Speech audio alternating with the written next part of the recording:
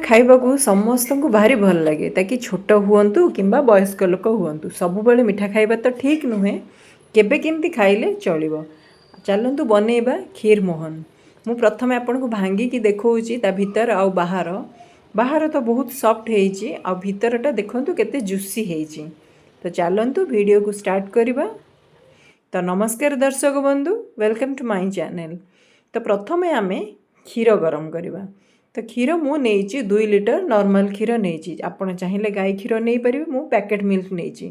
तो क्षीर को छिंडेबा पई लेंबू नेइची। आपण लेंबू बदल रे विनेगर मध्य नै परिबे। जेति कि आपणकर लेंबू रस होउची सेथिरे आउ 3-4 चम्मच आपण देकी पानी ताकू बनै परिबे।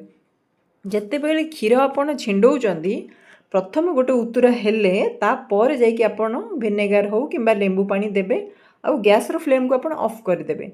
जेते अधिक समय आपणकर क्षीरटा नियारे रहिबो आपणकर छेनाटा सेते टाण बनि जिवो।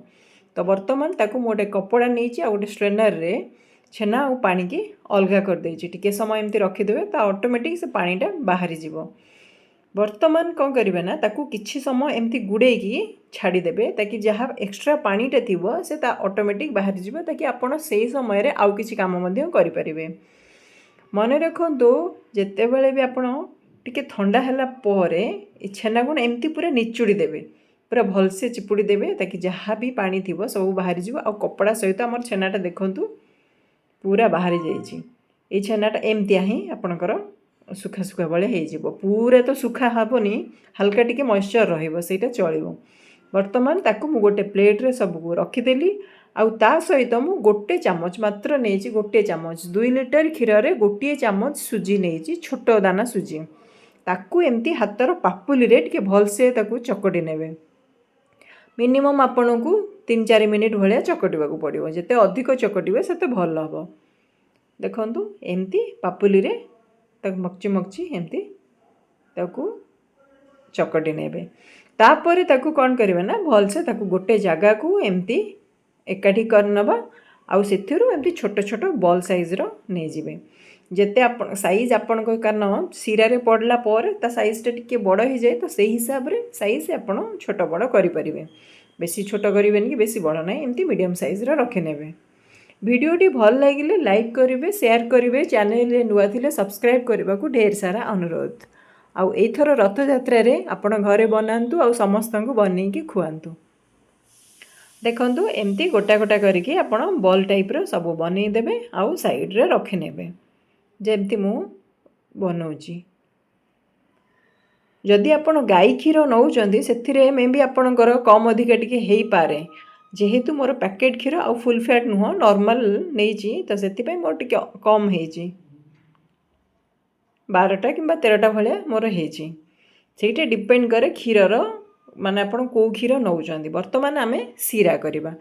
तो सीरा पई प्रथमे आमे कोन नौचे ना अल्प टिके मु चीनी नेइची ताकू कैरामलाइज कर दोची टिके हमर कलर रे चेंज आसिया पई। नाइ जदि आपण डायरेक्ट चीनी पानी नेकी करि परियो ताले आपणकर व्हाइट व्हाइट हेकी टिके आसीबो। मु टिके कलर चेंज पई कैरामलाइज कर देली। आ वर्तमान आपण सेथिरे पानी टिके दे देबे। देखंतु जते बेले पानी देबे एमती आपणकर चीनीटा पूरा लागी जीवो आ एमती टान टान हे जीवो। सेति पई आपणकर टेंशन नबा किछि भी दरकार नै, कारण पानी देला परे से जते पानीटा फुटी आसीबो ना से ऑटोमेटिक हबो।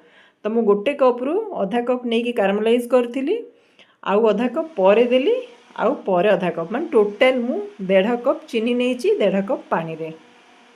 आ बास्ना पई मु 3टा गुजराती को टिके हेमदस्तारे छेचिकी नहीं जाइजी। एबे देखंतु तापरे टिके पानीटा फुटी आसिले आपण जो बनै की रखिथिले बॉल गुडा ताकू ए समय रे पकई देबे। पकई देकी ताकू कवर दे देबे अति बेसी रे 15 मिनिट। 15 मिनिट पर देखंतु तार कलर आ तार माने पूरा एते सॉफ्ट हेची जे मते ताकू स्पून रे काढिया पई भी मते लागे कोड बाजी जिवो, कोड छेंडी जिवो, एई टाइप रहिची। तो तार कलर ऑटोमेटिक चेंज हो जाइए। वर्तमान चीनी सिरा आ बेसी समय रखिबेनी, ताकू आस्ते आस्ते गैस ऑफ करबा आउ ताकू बाहर को काढ़ी आनिबा। देखंतु ताकू बाहर को सर्व पे रखिबा। आउ गरम थिला अवस्था रे जमा भी खाइबेनी, ताकू मिनिमम आधा घंटे घंटे बेले ताकू छाड़ी देबे। तापरे आपण सर्व करि परिबे। आउ चीनी सिरा टिके दे देबे, कारण सिरा हमर वर्तमान जेति के गाढ़ा अछि टिके समय पर से आउ टिके गाढ़ा हे जिवो। ତ ଦେଖନ୍ତୁ ଏଇଭଳିଆ ଆମର କ୍ଷୀରମୋହନ ରେଡ଼ି ହେଇଯାଇଛି। ଦେଖା ହେବ ନେକ୍ସଟ ଭିଡ଼ିଓରେ। ରହୁଛି। ନମସ୍କାର। ଜୟ ଜଗନ୍ନାଥ।